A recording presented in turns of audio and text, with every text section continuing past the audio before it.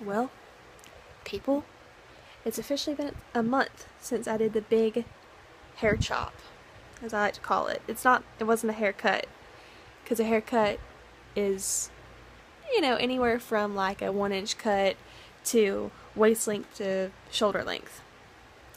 That's a big cut, but it's still a cut. From here, or like from here to here, yeah, that's still a haircut. Hair chop is when you go from I don't care what length to an inch shorter than this to like 2 inches all over your head, which is what it was for me basically. And then I had to trim up the little sides. I mean the back. If I can think of the word, the back. But I've not had my front or my sides trimmed, and so I'm gonna be ugly for a minute and show you. You can see the bushiness of like how thick my hair is, but I mean it's growing a lot because I used to couldn't do like just pull it back, and I like to have it kind of like sleek back to the sides, and then have like the little floof thing right here going on. Like for some reason I like it. I call my hair like if it were styled up in a mohawk. Like just picture all of it like kind of faux hawked out, and then the sides being a little bit shorter. You could see like a Brendan Urie going on. Yeah, I got a Brendan Urie right now. Brendan Urie hairdo. I mean, it's just how it is. But, I mean, not really though. Kind of, but it isn't at the same time. Because otherwise I would have like the sides would be completely gone or almost completely gone. And then this little fluffy area right here, the little line right here, would be there. And I would just have this huge part for no apparent reason. But it's not completely, it's just kind of a puffy do, I guess. But at least it's all, I mean, for the most part, because I just freshly washed it like a little bit ago.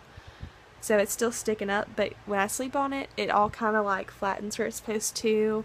It's not where I have to wash it every single day anymore, which is awesome. It took me about 3 weeks where I didn't have to do that. And honestly, it's been like 5 weeks now since I've done the big chop. And I mean, I'm enjoying it. At the same time, it's like I see all these long hairstyles. And I see all these pictures of me with like hair down to here, and just thinking about it like makes me really want it back. And I mean, I'm at the same time like I'm glad I'm speaking weird.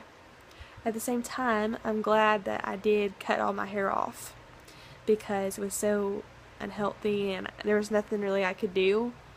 Like everyone says, oh, you can do these treatments and that treatment and whatever, all these deep conditioner things. And since I'm in cosmetology, I could have done it for free because, students get freebies and stuff. But at the same time, I had already tried one. And normally they say, oh, you could tell a big difference by the first one. I didn't tell a bit of difference. It was just like they put syrup on my hair for the most part. And on the healthy part, it was like, ooh, really soft and nice and everything. But then on like the icky parts, it was just ickier. I'm like, there's no possible way. If even the most damaged head I've known, her hair can be fixed in one treatment like that, and mine not so much. Mine's like beyond damage, beyond repair. So needless to say, I got it all cut off, and I love it now. The simplicity of it all, just getting up and I'm ready. What?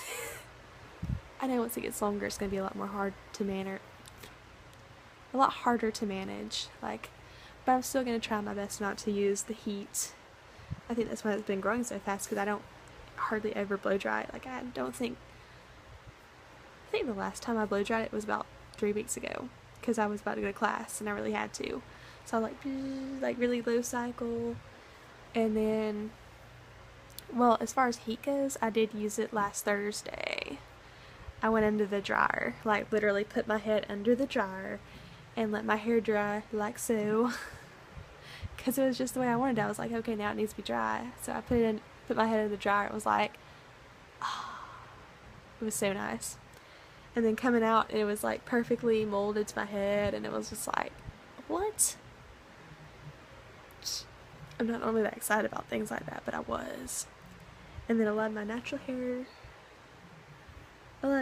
hair colors coming back. Then you got the little tips of the henna, and I just realized like how bright the henna still is after all this time.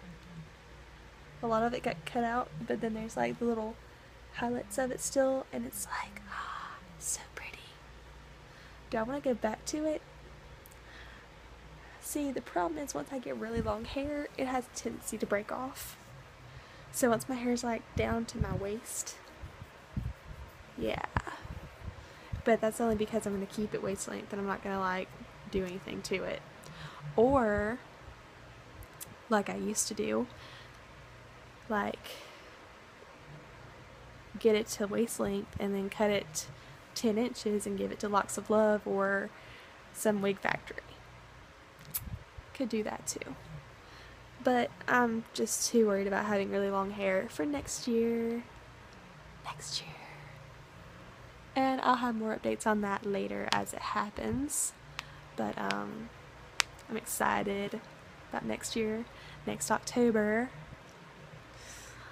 But that's mostly the reason why I want to grow it out, is for the special occasion that's going to happen next October. And it's like, and then the worst part though is I'm kind of getting to where I don't really like this whole line. Like I want to get rid of it, but then like I pull it up.